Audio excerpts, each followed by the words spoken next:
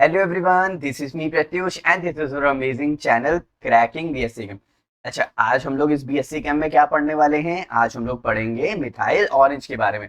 Methyl orange का structure देखेंगे, उसकी इंपॉर्टेंट पॉइंट्स देखेंगे कि मतलब अगर मान लो आप लोग को मिथाइल ऑरेंज अगर 15 मार्क्स का भी लिखने को आता है तब भी आप लोग एकदम बेझिझक लिख सकते हो।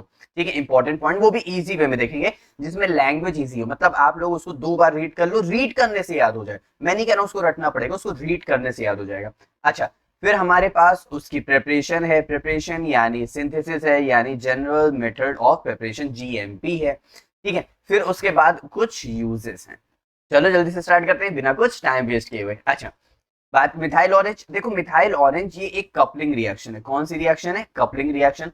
आप लोग तो मना आप लोग तो बनाने में माहिर ही होंगे। खैर, वो बाहर की बात नहीं करते हैं, थोड़ा सा अंदर केमिस्ट्री की बात करते हैं।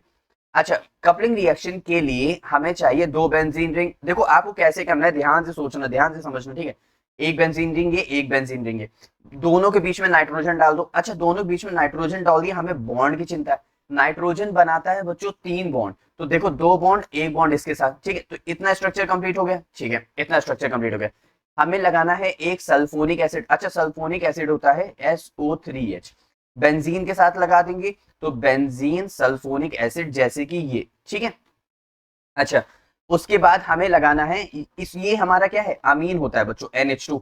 एक H रिप्लेस किया गया है CH3 के साथ, दूसरा H रिप्लेस किया गया है CH3 के साथ। तो देखो दोनों H चले गए और एक बॉन्ड पूरा बेंजीन के साथ अटैच है। कुछ समझ आ रहा है? इसका मतलब N, डाई क्या है? मिथाइल है ना, N, डाई मिथाइल बेंजीन। ठीक है, तो ये इसका नेम है।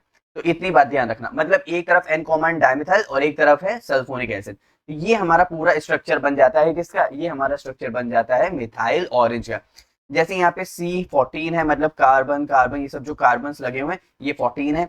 इसमें H भी 14 है। N देखो 3 है, यहाँ पे N कितने? 1 2 3, N 3 है। एक सोडियम है, क्योंकि बाहर अगर यहाँ पे H लगा दूंगा तो H पॉजिटिव हो जाएगा, अगर Na है तो Na ले लिया है। वो रिएक्शन के ऊपर डिपेंड करेगा बच्चों, ध्यान रखना भी।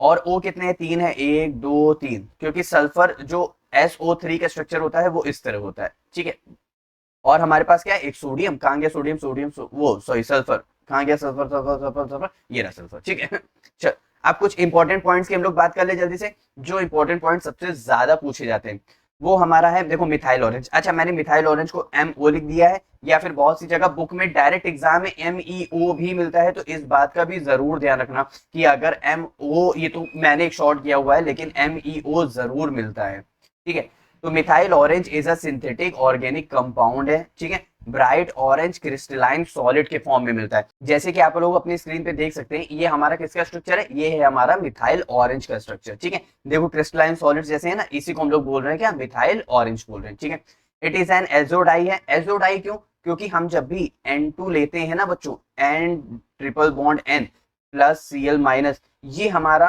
कहलाता है एजो कहलाता है। ठीक है, इसको बोलते हैं एजो। ठीक है, it is commonly used in acid based titration में भी यूज होता है, in titration and other analytical chemistry applications. ठीक है, अच्छा, soluble in water, alcohol and other polar solvents, मतलब अधिकतर पोलर सॉल्वेंट्स में क्या होते हैं? सॉल्युबल होते हैं, एक्सेप्ट मिथाइल वो एक्सेप्ट एलिजारिन एंड इंडिगो। ध्यान रखना, वो दोनों सॉल्युबल नहीं होते थे। इन एसिडिक सॉल्यूशन, अच्छा एसिडिक सॉल्यूशन हो रहा है तो इसका कलर होता है रेड। मतलब कहने का है हमारे पास ये स्ट्रक्चर है। ठीक है, ध्यान से समझना। इसमें मैंने क्या किया? एसिड डाल दिया, तो H+ मैंने डाल दिया। यहां से क्या होता है? ये H+ और एसिड होगा तो H+ होगा, Cl- होगा, तो यहां से ये NaCl निकाल लेता है और यहाँ पे जाके H+ जुड़ जाता है, तो पूरा एसिडिक कंडीशन में आता है। जब एसिडिक कंडीशन में आ जाता है तो इसका कलर हो जाता है रेड, यानी मिथाइल ऑरेंज से किसमें हो जाता है?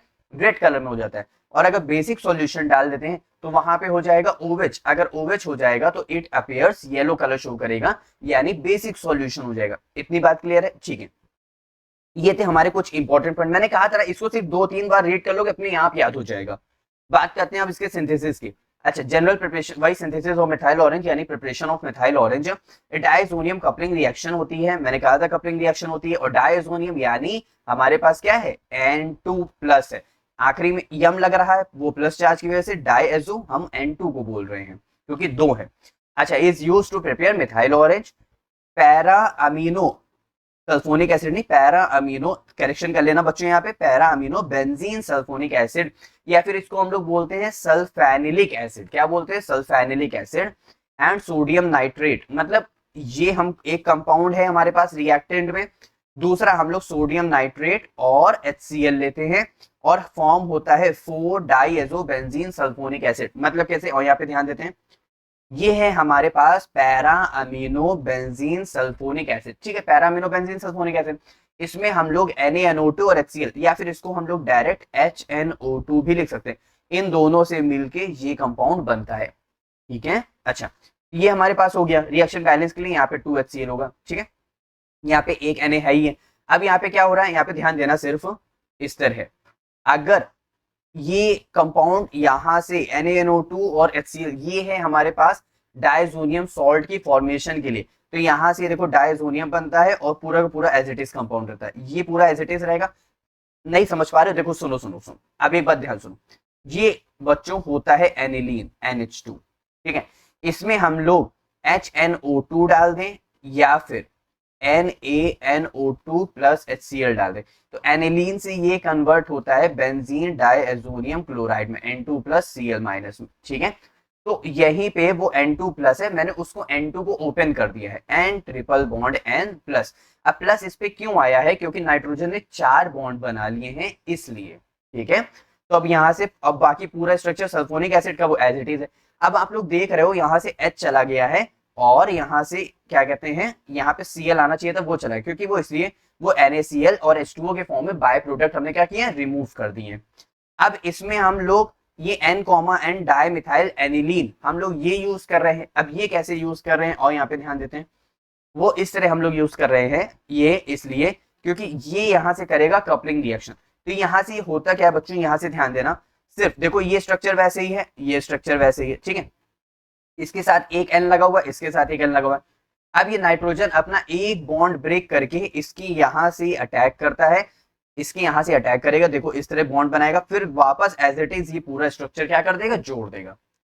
समझ आई बात? कोई भी डाउट है यहाँ तक? नहीं ना? बस कुछ नहीं है, ये देखो ऐसे ही कंपाउंड है, ये ऐसे ही कंपाउंड है। नाइट्रोजन के पास 4 बॉन्ड थे, उसने से उसमें एक बॉन्ड ब्रेक किया और ये पूरे कंपाउंड को एज इट इज जोड़ दिया। अब इसको हम लोग बोलते हैं कपलिंग रिएक्शन, और उसका नाम क्या है हमारे पास? Methyl orange. क्या है? Methyl orange.